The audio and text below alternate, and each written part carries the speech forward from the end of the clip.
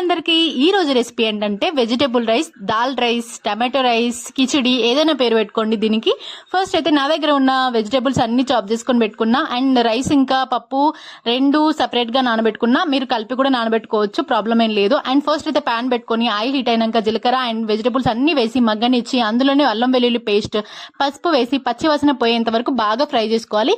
ఇదైతే చాలా ఈజీ, చిన్నపిల్లలకి బాక్స్ లోకైనా బాగుంటది అండ్ పెద్దవాళ్ళు కూడా ఈజీగా క్విక్ గా చేసుకోవచ్చు అన్నమాట. అందులోనే రైస్ ఇంకా దాల్ వేసి కొంచెం ఫ్రై అయితే చేసుకోవాలి. అండ్ ఆ ఫ్లేవర్స్ అన్ని రైస్ కి పట్టేటట్టు.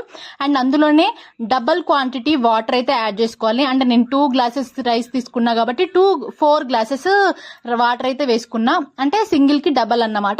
సో తర్వాత కొంచెం కొత్తిమీర అయితే యాడ్ చేసుకున్నా.